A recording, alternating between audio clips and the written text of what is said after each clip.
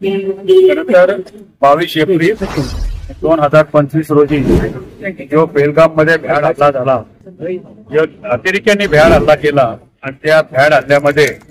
निष्पाप भारतीयांचा तिथे मृत्युमुखी झाले आणि खरं तर त्याला उत्तर म्हणून आपल्या भारताच्या ज्या सेनानी त्याला उत्तर दिला आणि मिशन सिंदूर या नावाने आपण तो युद्ध जिंकला आणि खरं तर त्या युद्ध आणि जे काही सैनिक जे शहीद झाले त्यांना श्रद्धांजली म्हणून आणि आमच्या देशाचे माजी पंतप्रधान स्वर्गीय राजीवजी गांधी यांची आज पुण्यतिथी आहे आणि त्यांनाही सुद्धा श्रद्धांजली देण्यासाठी आमचे काँग्रेस पक्षाचे महाराष्ट्र प्रदेश काँग्रेस पक्षाचे प्रदेश अध्यक्ष आदरणीय हर्षवर्धन सपकाळ साहेब यांच्या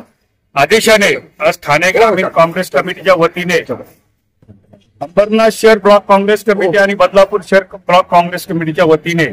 आज इथे आम्ही तिरंगा रॅलीचं आयोजन केलं आणि आयोजन करत असताना आज आमच्या या संपूर्ण ठाणे ग्रामीण मधून शेकडो अध्यक्ष आदरणीय कृष्णा रसाल पाटील साहेब,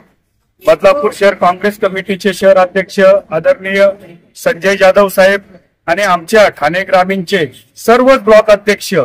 आणि खरं तर या दोघांनी खूप हा रॅलीसाठी परिश्रम केला आणि आज एक आपले निष्पाप जे बली गेले आणि जे सेना शहीद झाले यांचे राजीव गांधी यांची पुण्यतिथी निमित्ताने आम्ही इथे तिरंगा रॅली केलेली आहे आणि खूप चांगल्या पद्धतीने प्रतिसाद आपल्याला मिळत आहे. भारतीय सैनिकांना स्पीड न्यूज भारत.